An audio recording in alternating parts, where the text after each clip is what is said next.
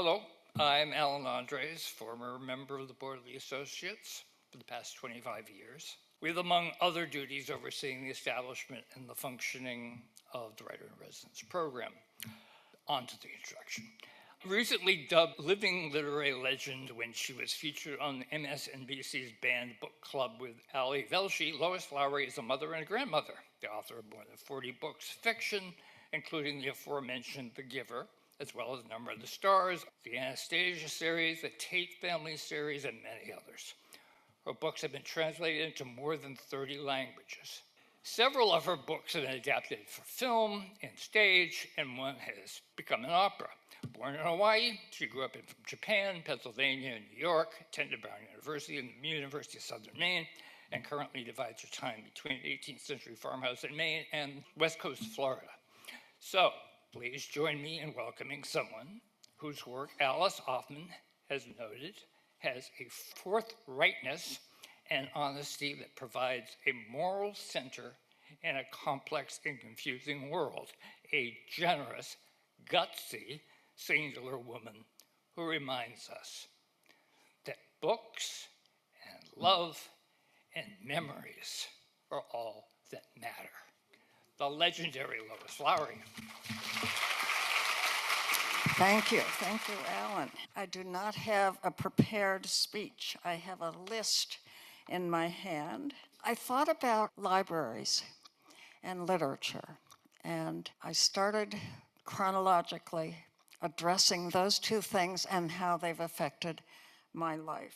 And the first thing I did was to look up the public library in the small town where I spent my childhood. I had been born in Honolulu. My father was a career Army officer, that's why we were there. And then when the war began, my mother was expecting a baby. My father had to go off to the Pacific, and so my mother took my sister and me back to the small college town in Pennsylvania where she had grown up and where my grandparents lived. That town, of course, had a public library. It still does. The name of that library is the J. Henry Bosler Library, and I think a man named J. Henry Bosler gave the money zillions of years ago to create that library. But I looked it up online yesterday, and I read this. This was its original description. Books could be borrowed for 2 weeks, 2 books at a time, provided they shall not both be fiction. Patrons had to be persons above the age of 12 years, of cleanly habits and good reputation. This was the library in the town to which I was taken when I was 5 years old. And that library, although I was taken dutifully every Sunday morning to Sunday school at the Presbyterian Church, the library became my cathedral. I have remembered it all my life as a magnificent building with 100 marble steps up which I would trudge. And I'm startled by this rule that you can't take more than 2 books at a time and only one can be fiction, because I remember coming down those steps with my arms full. I could walk to that library from grandfather's house. Libraries then, of course, were quiet places. One was in awe of them and of the librarian, who was behind a desk about this height so that I would have to stand on tiptoes and place my books in front of her. And she would do something that was so mysterious to me with my books. I didn't know what that was, but when I was at home in the bedroom that my sister and I shared at grandfather's house, I would line up my dolls and stuffed animals and I would play librarian. I would, from our storehouse of books, because we had many, I would look at one and say to the lined up animals, "Bunny, I think you might enjoy one about ice skating." And then I would take it and I'd go and hand it to a stuffed rabbit. For some reason, that was a game I never tired of. My sister, older, 3 years older, would roll her eyes. When I made this list, I started out with age 8 to 10, and what I was reading then and what my book life was at that time. And on each of these chronological labels, I seem to have put 3 words that would remind me what I wanted to say about that time period. And so under age 8 to 10, I have library, and I've just talked about that library, which incidentally, I went back to that town and spoke at that library some years ago and discovered it was 10 cement steps. It was not 100 marble steps. But in addition to library, I also have listed Grandpa. My grandfather lived in a house into which I moved as a child for that duration of the war that had a room called the library. It was a big house. My grandfather was president of a bank. The library had a wall of bookcases, glass fronted. Grandpa would open the glass door of a bookcase with great solemnity, would take one out, and he would invite me to sit on his lap, and he would read aloud to me. Rudyard Kipling. That was appropriate for my age, but not everything he read to me was appropriate for my age. It didn't matter. And I remember him reading, I remember this because he read it so often when he realized it fascinated me, a very long poem by William Cullen Bryant. It was called Thanatopsis.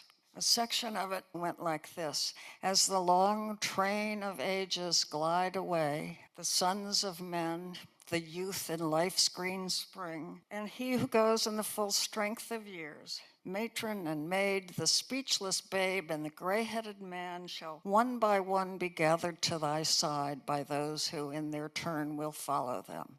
So live that when thy summons comes, I'll stop there. It's a poem about death.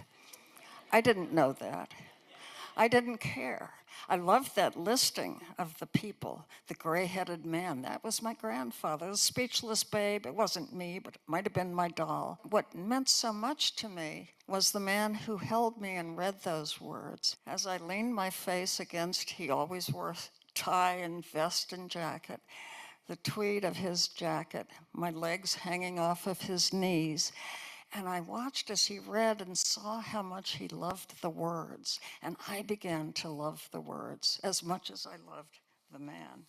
The third, each of these years has a list of 3 things. And it makes me think of when you reach my age, which is 87. When you go to the doctor for a checkup, they ask you to remember these 3 words. It makes me think of that. But the third thing on this first list is Jack and Jill magazine. That was a children's magazine that someone had given me a subscription to. And in 1947, when I was 10 years old, they published a letter that I had written to them. And some enterprising graduate student found that magazine, sent me not the whole magazine, but a Xerox copy of those 2 pages, Letters from Children, August 1947. Just to give you a glimpse of the kinds of letters that were on those 2 pages so you can appreciate mine fully, was one from a little boy in Wyoming. It always said the child's name and then the state. So I don't remember his name, but he was from Wyoming, and it said in its entirety, "They are building a new driveway across the street. I watch the steamroller go up and down and up and down." Okay?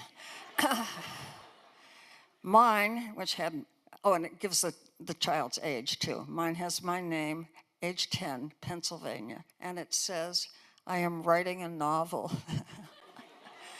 It's called A Dog Named Lucky. I am on chapter 13.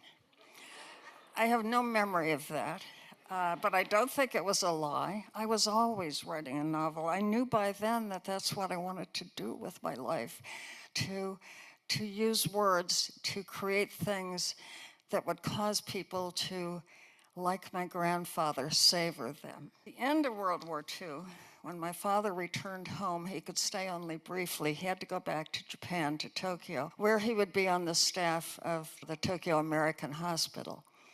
And after a while, we were able to join him there. So the 3 words that I've placed in that 1947 little list are bicycle, typewriter, and Ernie Pyle.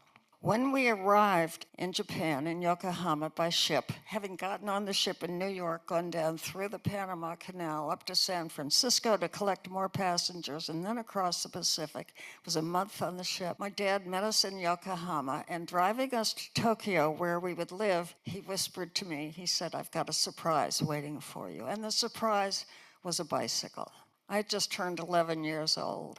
I was about to enter 7th grade. Tokyo in those days, and this is still true, it's very different now, of course, but in those days was a very safe place. And I could get on that bike and did, and ride around by myself, the way I had in my little college town in Pennsylvania. I would leave in the morning and my mother wouldn't see me again until it was time for dinner. And Tokyo was such a wonderful place to explore, to think about, to wonder about. It had been decimated by the war. But some buildings, of course, were still standing, and I could get off my bike and stand with a crowd of Japanese people who would line up every morning on the sidewalk outside the Daiichi building as a car drove up and General MacArthur got out and went into his office. And all the Japanese people would bow as if he was a god. I would bow with them. What the heck? MacArthur, he was not a friend of my parents, but my parents knew the MacArthurs. They had a son who was my age. He did not attend school. He was tutored at his home. But there was a list that had been made of acceptable playmates for Arthur.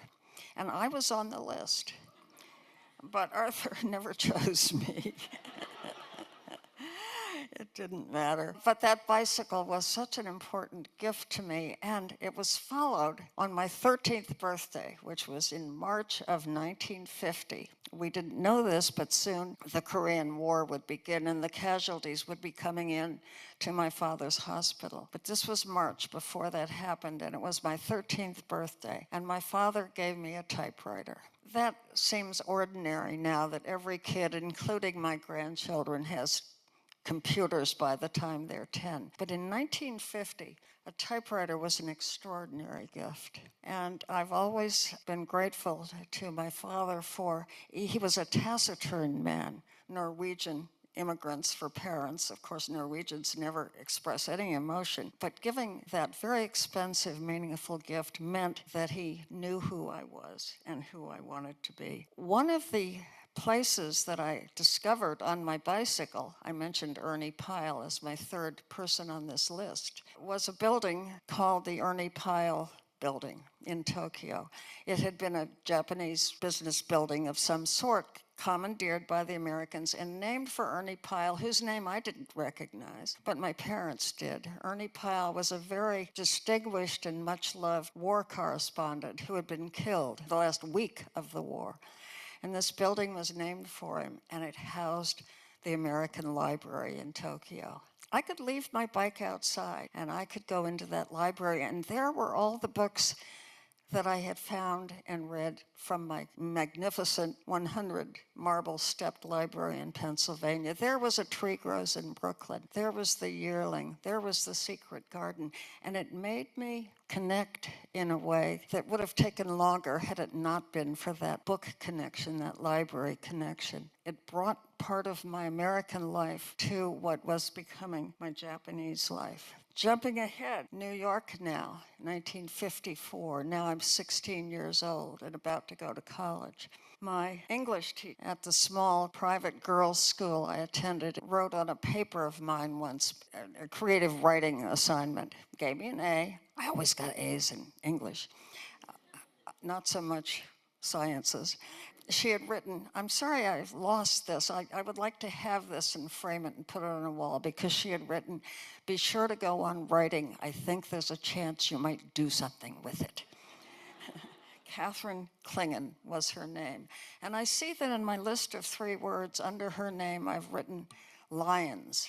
And for a moment, I glanced at that and thought, what the heck was I thinking of about lions? But of course, it was the New York Public Library. When you went to a private school in New York, of course, your school had a library. But for serious study, or if you were a kid like me, you went between those lines and did your homework at the New York Public Library so that your teacher would say, be sure to go on writing. The third name, though, is Charles Philbrick at Brown University. At that time, this is no longer true, there was a special writing program at Brown to which I was admitted.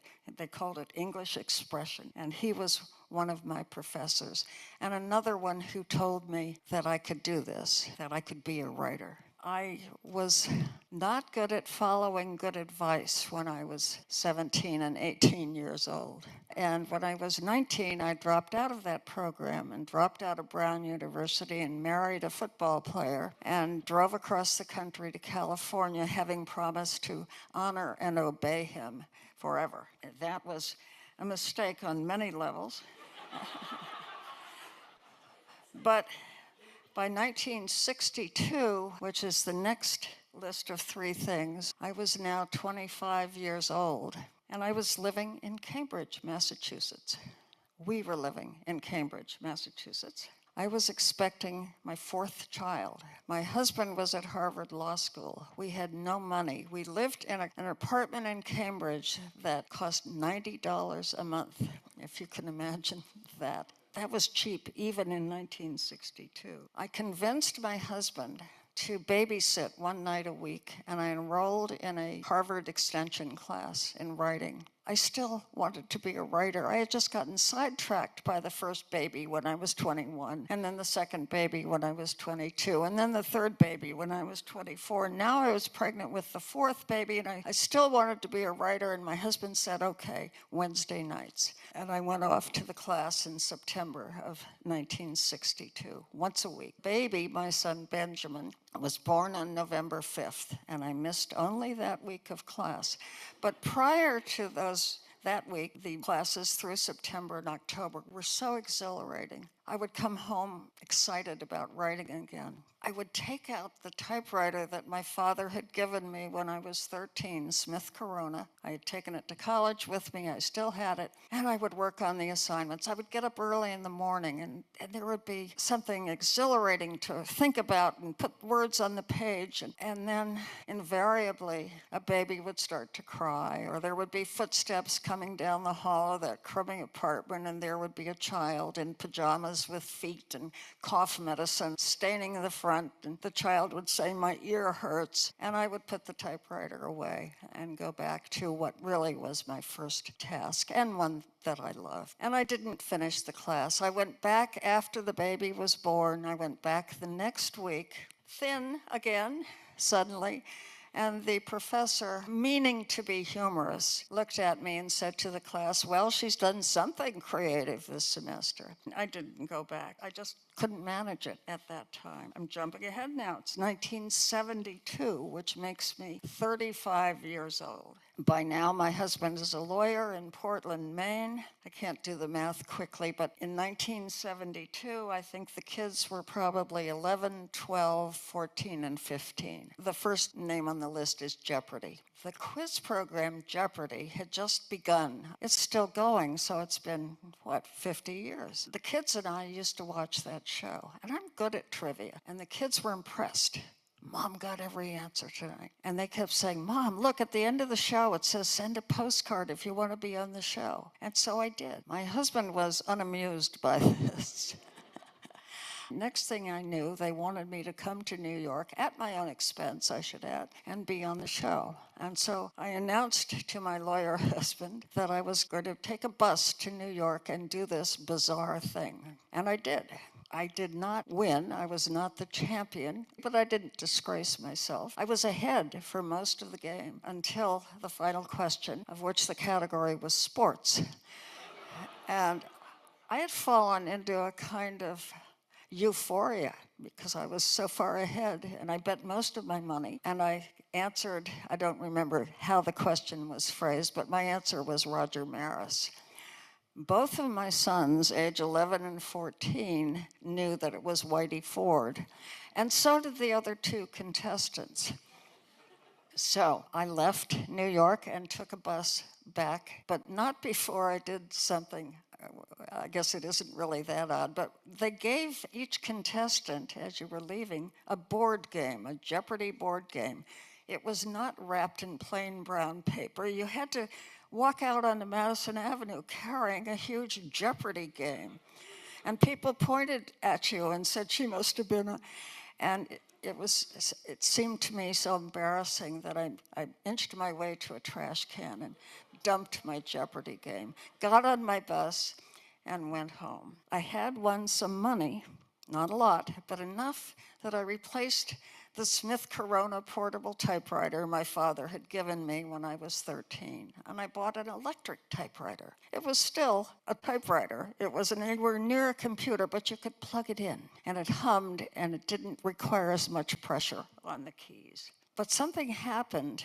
I was still, when I had time, when the kids were in school, writing my short stories that nobody was interested in buying. But I began to think about, because my friends asked me, what was it like being on that quiz show? I began to think about that, and there was a bizarre and humorous element to it.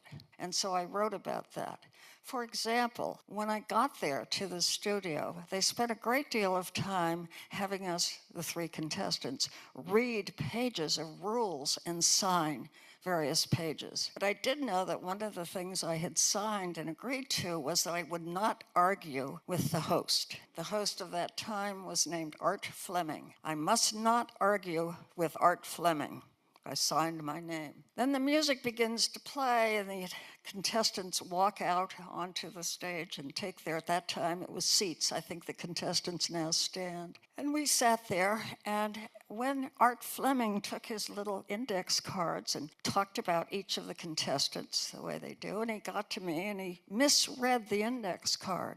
And he said, I see you've written history books. I've never written history books. But I have signed a thing saying I won't argue with Art Fleming. So I gave a weird smile and nodded, acknowledged, yes, I've written history books, which was so completely untrue. At any rate, I wrote that into the article. And then I sent the article off to the New York Times. And to my amazement, they published it on the first page of the Arts and Leisure section of the Sunday New York Times. And next thing I knew, within a few days, agents were calling me, magazines were calling me, people were hiring me to write articles. That was not what I wanted to do. I wanted to be a fiction writer. But I had this new electric typewriter, and by God, people were calling me and offering to pay me money to write articles, and so that's what I did. And that brings me up to 1975, when I'm 37 years old, and Alan has just described to you that I did sell my first published short story to Redbook magazine. And the editor from Houghton Mifflin got in touch with me and said, would you consider writing a novel for young adults? That had never occurred to me, even though I had 4 young adults around my kitchen table every morning. But I agreed to do that. And I wrote the story that I'd been telling myself for many years about the death of my sister when we were both young. That was published in 1977. I was 40 years old. I had given them the manuscript without a title because I couldn't think of a title for the book. They finally called me after they had agreed to publish the book. At some point they said, excuse us, we have to have a title for this book. It's going into publication. Now I'm going to go back and add one more thing. My new typewriter, my humming electric typewriter, I bought a small table to put it on, and I found a corner in my house to place the table and the typewriter. It was a corner of the room that the kids and I all called Dad's office. There was a wall of bookcases, and there was a big important desk, and that was Dad's desk. And nobody was to use it but Dad. But I asked permission because that's what I was required to do, as most wives were in those days, ask permission for things like this. May I put a small table in the corner of your office? And he agreed, and that's where I sat and wrote my articles. I went back and told you that part because I was about to say, in the summer that I was published, right around that time, my marriage ended.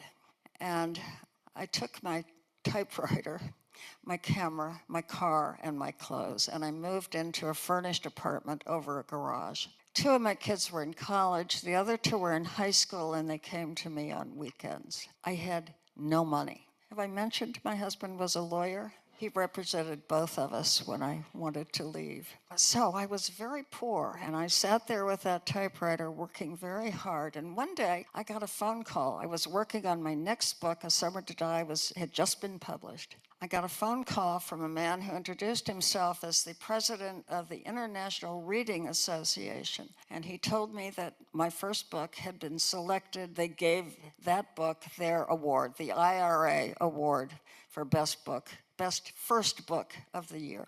And the ceremony would take place in Houston, Texas, and could I be there on whatever the date was? And I said, okay, yes. And then when he hung up, I called my editor at Houghton Mifflin, Walter Lorraine, and I said, this guy just called. I don't know who he was, but here's his name. And I told him I would come to Houston, Texas to receive this award. I said, I don't have enough money to buy a plane ticket to Houston, Texas. And he was the one who told me that the publishers pay for that. He flew with me. It was a very big deal. Now, we're in Houston, Texas. My editor, who's the head of children's books at Houghton Mifflin, he and I are seated at the head table, and there are 1,800 people in this room. The main speaker was Mildred Taylor, who had won the Newbery Medal that year for a book called Roll of Thunder, Hear My Cry. And she went up to the microphone. She was at the other end of the head table, and she made a very eloquent speech, during which I leaned over to my editor and said in a whisper, when they give me the award, am I supposed to go to the microphone? And he kind of went white, and he said, didn't you write a speech? And I said, no, nobody told me I was supposed to write a speech. So he said, write a speech. And I reached into my pocketbook and I had a pen. I didn't have any paper, but I took out the only piece of paper I could find, which was a bank deposit slip. I had deposited $35 in the bank in rural Maine because somebody had hired me to take a photograph and paid me $35 to do it.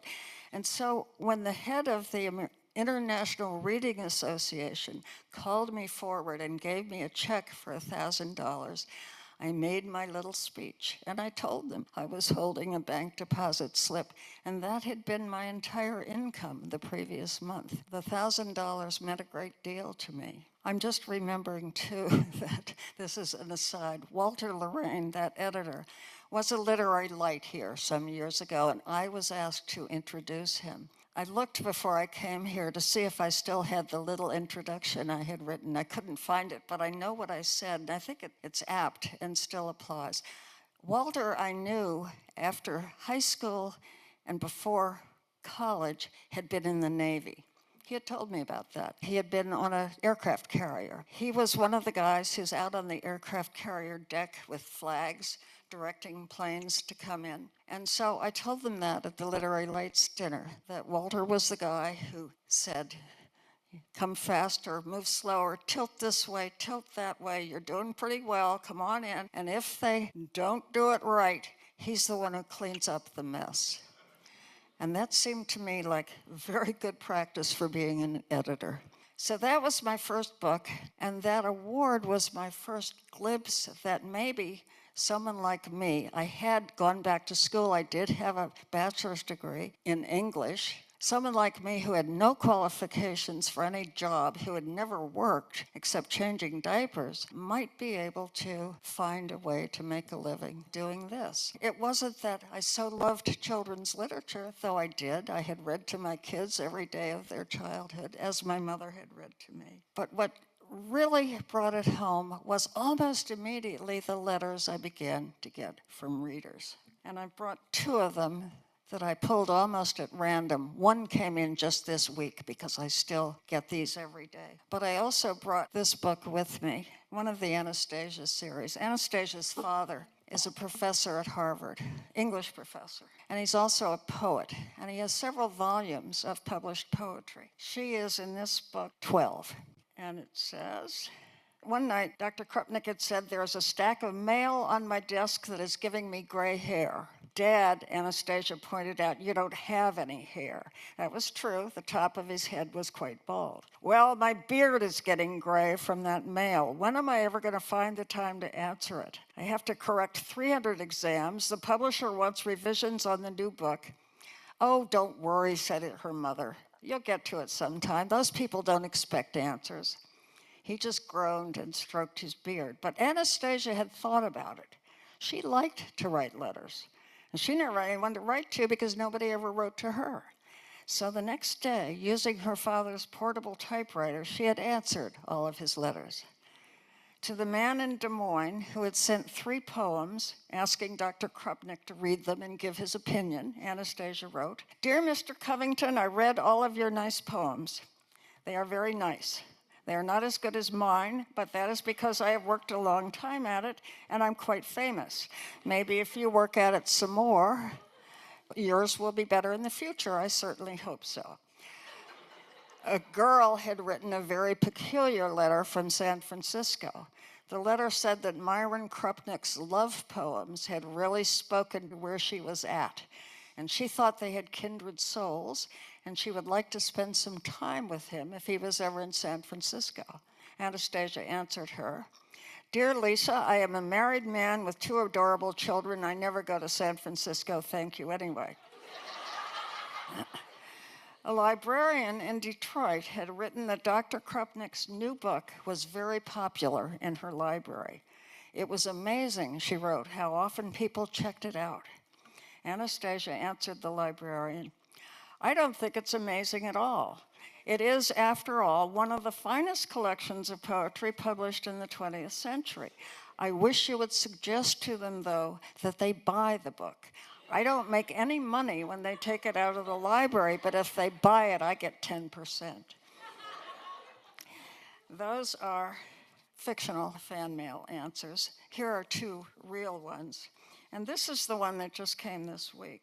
This is from an adult. The book she's referring to is the 3rd book in the Giver Quartet. It's a book called Messenger. There is a character in the book, a 14-year-old girl who has been born with a twisted leg. She appears in the previous book as well. She walks leaning on a stick. She has difficulty walking. Also in this 3rd book, there is a boy who has discovered he has a gift of healing, and he tells the girl that he can heal her leg. This woman writes, "I have cerebral palsy that affects me from the waist down, and I began reading your books while my classmates attended gym class. Your stories transform into something beautiful. It was no longer a reminder that I couldn't move like they could, but an opportunity for me to escape into the worlds you created. Perhaps the most profound gift you gave me was this line from Kira to Maddie when she says, 'I will go with you, but I will go as I am, with my leg, with my stick.' I read that and began to cry. Your words served as a powerful reminder for 11-year-old me that my unsteady legs did not make me less than. I was whole, and my disability was an inextricable, beautiful part of who I was. Thank you for not erasing her disability and for writing the first character I could see myself in as a child." That's the kind of letter that makes you realize the importance of what you do and what you new writers are doing to give people the gift of seeing themselves in literature. The second letter that I added here is from a child. It has no punctuation. Wow. This is what English teachers call a run-on sentence. I love the book about Anastasia because she always has to take care of her brother when her mother goes to work and she has to change his diapers and feed him, and her dad is never around to help either, so it is all just her, and she's only a kid, but it makes me laugh and laugh. The interesting thing is, none of what she describes is in the book. The child in the book, Anastasia, has a baby brother. Her mother doesn't work. Her father is there. Nobody makes her take care of the baby, but this child is putting herself into the book, seeing her own life reflected there, and is able to laugh at her circumstances. And I'm at the end of my chronology, but I will mention that I read quite recently, as a result of being invited to come here, I reread Virginia Woolf's A Room of One's Own and was reminded of how important the space is. I try now, wherever I live, to carve out a space, but I remember that little table with my humming electric typewriter in a little corner of Dad's office. And I remember all those years when it was so hard to find a place for myself. I remember also what it was like to be so poor and to wonder whether I could make a living. I don't think I mentioned that first book, when the editor wrote to me and said, would you consider writing a book for Houghton Mifflin? And I did, and they published it. The advance for that book was under $2,000. I was very, very poor. Virginia Woolf pointed out that a woman writer needs a space and an income.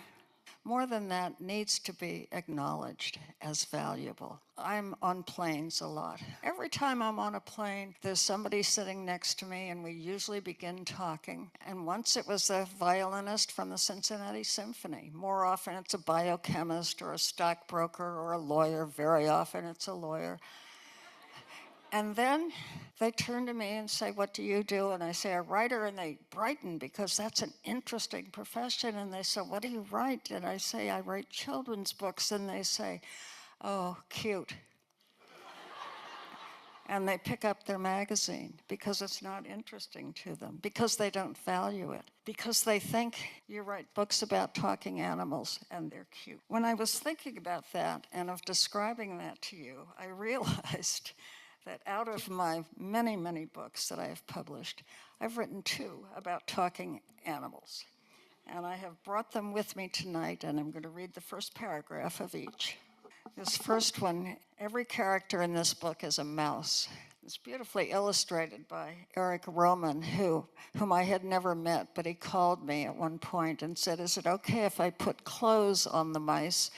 Because otherwise they all look alike. So I gave him permission, and the mice are clothed. Chapter 1 begins, Hildegard sighed, a loud, squeaking, outraged sort of sigh, when she was informed that a new litter of mouselets had been born in the sexton's closet. Such bad timing, such bad placement. She scurried from the sacristy, the private room where Father Murphy's special priestly clothes were stored. She'd been napping there comfortably until Roderick, with his whiskers twitching, woke her with the news. Oh, he was a busybody, no question, always looking for a reaction. Well, he got one this time. She was furious. Another litter of mouse. Okay, that's the mouse book. Here, and this is very timely. This is a book about a dog. Walter Lorraine found a wonderful illustrator whom I've never met, but it's a perfect cover. I was born in the gutter and grew up in poverty, abandoned by my parents, stealing and begging in order to survive. Then, through chance and circumstance, combined with, forgive my immodesty, a keen wit and a glorious appearance, I rose to grand heights of fame and affluence. My story sounds familiar. Perhaps I remind the reader of J.D. Vance. No, I made that up. It actually says, perhaps I remind the reader of someone who might once have run for high political office. So, this book was published years ago.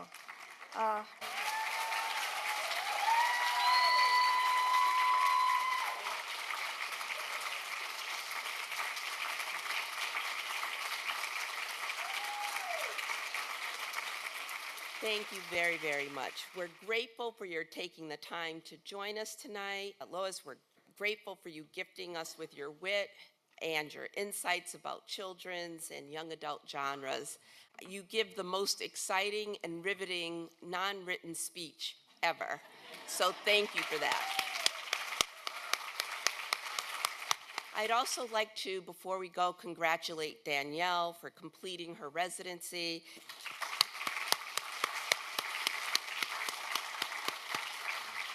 And I want to welcome Isis. We cannot wait to hear how your story ends. And I also want to thank Alan for doing this work for so many years and doing it so wonderfully and creating such an incredible program. And I want to thank our anonymous investor. Loving what you do has been the inspiration for her to commit to this work, and we're incredibly grateful for that. Good night, and thank you so much.